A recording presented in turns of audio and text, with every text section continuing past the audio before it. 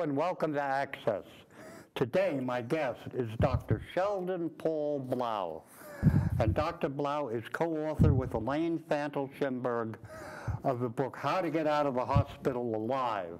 Now this book came out in 1997 and is a groundbreaking book that told people that hospitals, well, let me read it. Let me read something from the start of chapter 4 that Dr. Blau wrote. You need to go to the hospital. When we hear those words from our physician, our perception often is that we are surrendering ourselves to the loving care of substitute mommies in an all-protective environment where we will be treated for our disease or disorder and made well again.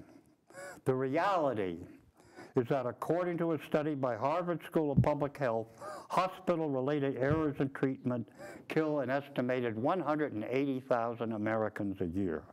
Okay, so how did you come to write this book, Dr. Blau? Well, I came to write the book because aside from being a physician, I was a patient. Oh. And I was a patient who suffered the misfortune of hospital errors and complications. I entered the hospital for an angioplasty, which you may remember is an attempt to widen the artery going to my heart, and they ruptured my coronary artery, which is an acute medical emergency. Had they not done an immediate bypass, I would have died. After the bypass, I developed what I wrote about, namely a hospital-acquired infection with an organism called MRSA. So you were, excuse me for interrupting, Sure. but you were a doctor, and they even goofed with you. I was a doctor, and yes, they even goofed with me. They goofed with me, whether it was accidental or preventable, we'll talk about in the next few minutes. The infection was discovered, interestingly enough, by my wife. I had this emergency surgery, which took about 7 hours. I came down to the CCU, the cardiac care unit, and I had shaking chills. They called my wife in to see me because she thought I was in for an elective procedure and I'd be out in an hour. And the anesthesiologist said to her, his shaking chills are from the anesthetic. And my wife, wisely enough, said, that's not from that. He's got an infection. And they called immediately the infectious disease expert.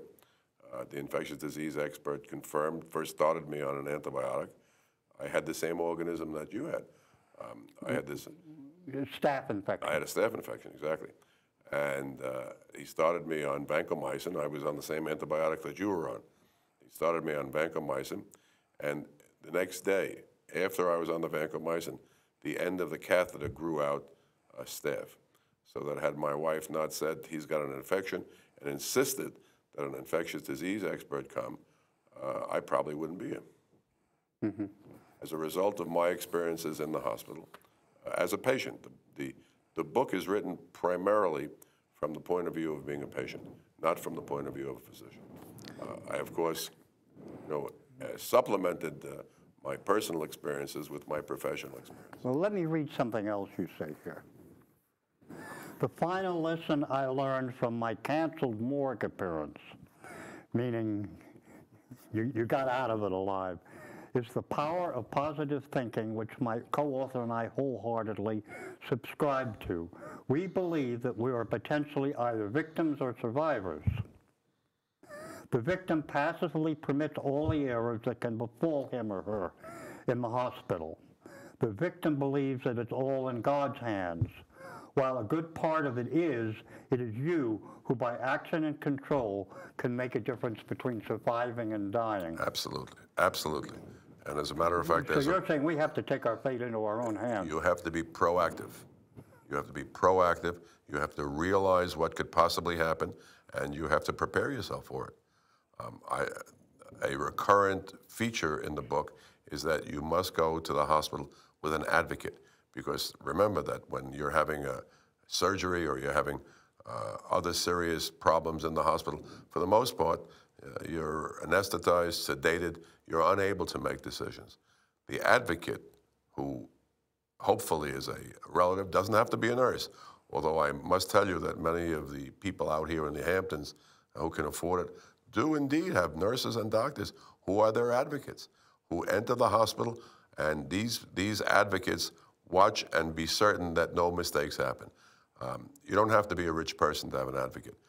All you have to do is be a smart person. All you have to do is read my book and realize that so many errors occur that people die. People die in the best of hands, in the best of hospitals, under the best of circumstances, from things that can be prevented. Even university-connected The best. As a matter of fact, one of the points of in the book is that one should not go into the hospital for elective surgery during the months of July, August, and September. And the reason for this is very simple. Today's intern in July, August, and September was June's medical student. So yeah. he's got a lot to learn, and he's going to learn it from you. When he learns it from you, he shouldn't be learning it on you. He shouldn't be learning it as a result of errors. So that's one very important point. Also, there are many important points as to how to select a doctor, how to select a hospital. For instance, in my case, when it came to coronary bypass, one should select a hospital that has an enormous experience. A hospital that does 300 procedures a year is not as good as a hospital that does 3,000 procedures. What are some of the hospitals on Long Island and the East End that would have that? Well, I really can't address the East End hospitals except to say to you that the ones in Nassau County, probably the #1 hospital rated by Newsday as to number of I'm talking about my procedure, namely the bypass. Probably the best was St. Francis. I say that solely on the basis of the statistics. As a matter of fact, I had my episode not in St. Francis, but after I read the statistics that at that time were put out by David Axelrod. That's not the Axelrod, who's with Obama, but David Axelrod, who was some of you people, and you may remember, David Axelrod was Commissioner of Health until he had a stroke and died. David Axelrod published data on the number of cases a hospital did, the number of infections, and St. Francis came out high up, probably the best. Of course, there are other hospitals. I don't know that Stony Brook at that time was doing significant numbers of bypasses, but I would say to any patient who wanted to select a hospital for any procedure at all, whether it be cancer surgery, whether it be a bypass, whether it be eye surgery, go to the hospital that has the most experience. In the final analysis, experience. Right. Okay. Since you wrote your book, and there's been a lot of attention to this, there doesn't seem to have been much improvement. You cite the figure of 180,000. I have stuff here now, it's up to 200,000. It seems to be going up. How can that be? Let me tell you why. Hospital infections are on the increase. They're on the increase because of an organism which at the time of my catastrophe was not well understood and not well studied, and it's called MRSA. And MRSA is methicillin-resistant Staph aureus. In the final analysis, after we're all gone, the bugs will still be here.